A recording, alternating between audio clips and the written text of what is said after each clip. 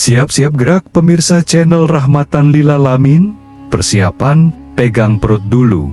Minum air. Jangan baca sambil berdiri, ini keterangan panjang super lucu. Konyol, gak ketulungan. Penuh tawa oleh aktor Abu Nawas yang berjudul Abu Nawas dilantik menjadi Menteri Perpajakan Kerajaan. Assalamualaikum warahmatullahi wabarakatuh. Hai guys, di channel Rahmatan Lil Alamin, channel yang memuat kisah Islami dan pendidikan karakter. Kali ini kita akan menyajikan kisah lucu, konyol dan dungu, namun akalnya cerdik dari seorang Abu Nawas. Nah, sebelum dilanjut ceritanya, mohon untuk like, subscribe, dan komen, serta share. Bunyikan lonceng agar tidak ketinggalan notifikasi cerita berikutnya yang tidak kalah menariknya. Selamat menikmati Abu Nawas dan kebijakan pajak aneh.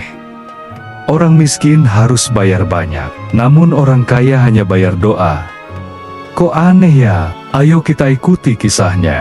Pada suatu hari yang panasnya bukan main, saking panasnya, sampai-sampai kambing istana minta kipas angin.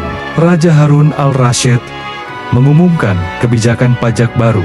Para menteri berdiri tegak, wajah serius, alis bertaut seperti benang kusut.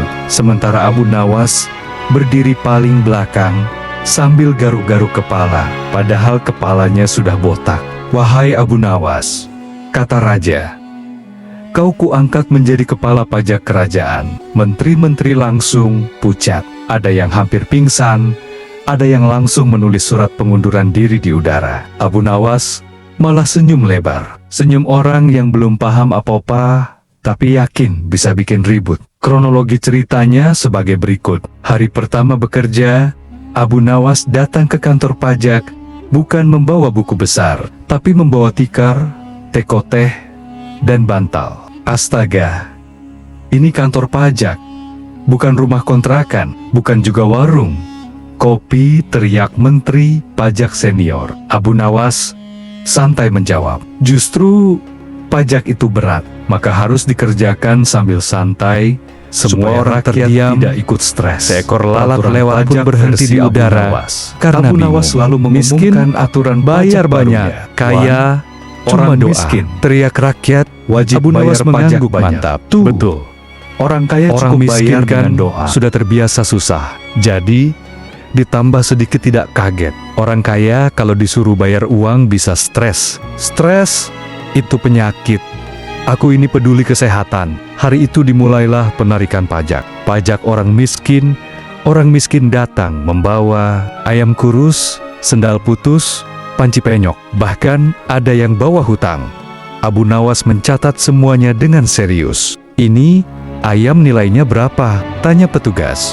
Abu Nawas menjawab, nilainya bukan di dagingnya, tapi di penderitaannya. Ayam itu dinilai mahal karena sudah kurus sejak lahir. Orang miskin pulang sambil menangis. Tapi Abu Nawas mengejar dan berkata, tenang, tangismu akan aku catat sebagai donasi air mata. Pajak orang kaya, giliran orang kaya datang dengan jubah mahal, parfum menyengat, dan senyum palsu. Berapa pajak saya? Tanya mereka, sombong.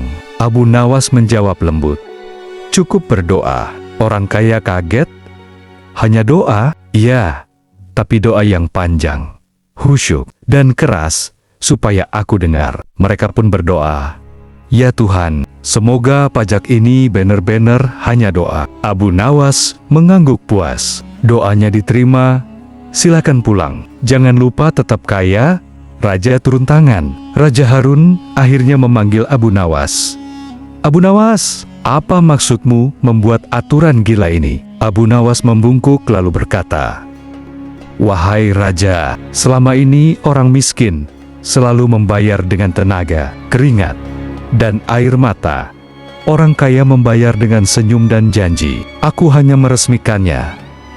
Agar jujur, Raja terdiam, lalu tertawa keras sampai mahkota miring. Para menteri bingung, ini lucu atau menyindir? Raja menjawab, dua-duanya. Akhir yang makin ngaco, akhirnya aturan pajak dibatalkan, tapi rakyat sudah keburu tertawa. Orang miskin berkata, "Setidaknya kali ini kami diperas sambil ketawa." Orang kaya berkata, "Doa kami akhirnya ada gunanya." Dan Abu Nawas, ia duduk santai sambil minum teh, berkata, "Pajak itu bukan soal uang, tapi soal siapa yang paling sering jadi korban." Seluruh istana tertawa, para menteri mengelus dada, dan sejarah mencatat, belum pernah ada sistem pajak yang gagal total tapi sukses, menghibur seluruh kerajaan. Alhamdulillah. Begitulah karakter dan perilaku sang aktor Abu Nawas. Semoga bisa menghibur dan bahagia, kumpul bersama keluarga tercinta. Terima kasih sudah menyimak sampai akhir. Semoga bermanfaat dan menginspirasi. Wassalamualaikum warahmatullahi wabarakatuh.